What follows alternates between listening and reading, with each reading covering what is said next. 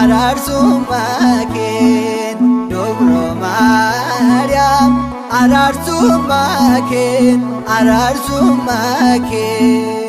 Fayyisa addunyaa irraa hojjete bishaan qaanaatiin Fayyisa addunyaa irraa hojjete bishaan qaanaatiin Gifti keenya araarsummaakeen Dobro Maryam araarsummaakeen Fayyisa addunyaa irraa hojjete bishaan qaanaatiin Fayyisa addunyaa irraa hojjete bishaan qaanaatiin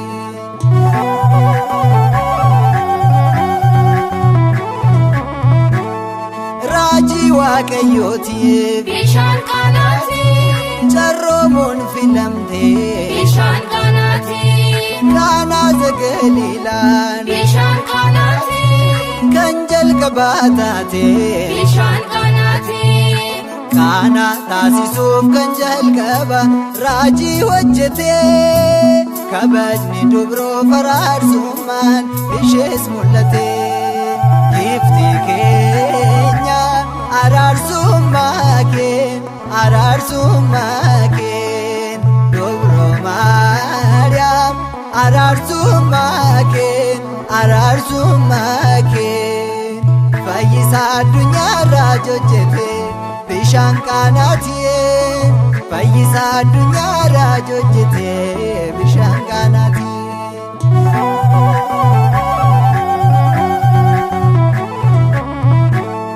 Beektee waan jetteeni bishaan qaanaatiin waynii hin qabani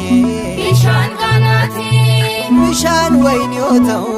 bishaan qaanaatiin hunduu ilaalanii bishaan qaanaatiin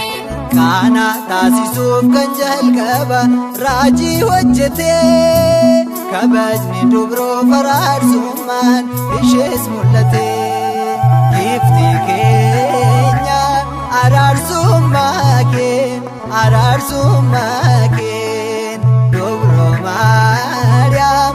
araarsummaakeen Fayyisa addunyaa irraa hojjete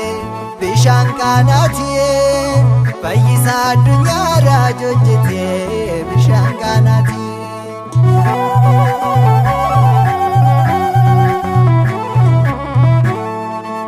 Keessummeessitoonni bishaan qaanaatiin yaaddoon isaa raasee bishaan qaanaatiin ilmi dubroo Maariyaam bishaan qaanaatiin dhiphina isaan baasee bishaan qaanaatiin Qaanaa taasisuuf kan jalqaba raajii hojjetee kabajni dubroo araarsummaan ishees mul'ate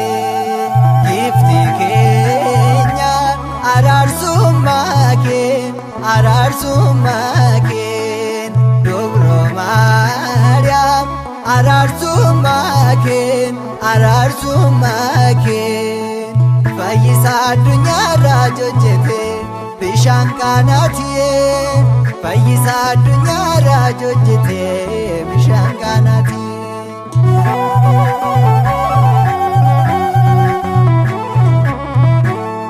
Nutis ni amannaa bishaan qaanaatiin jecha isheen dubbattu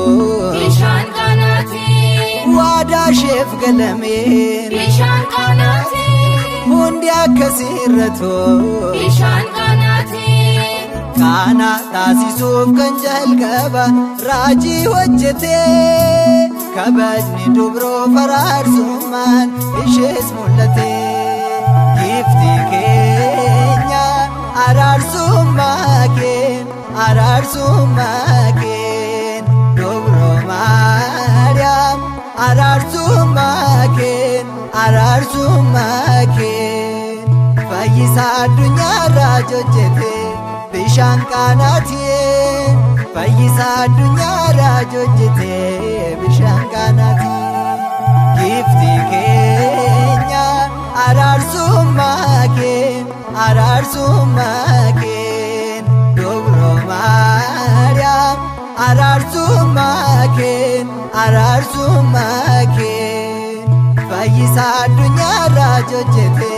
bishaan qaanaatiin fayyisaa addunyaarraa hojjete bishaan qaanaatiin.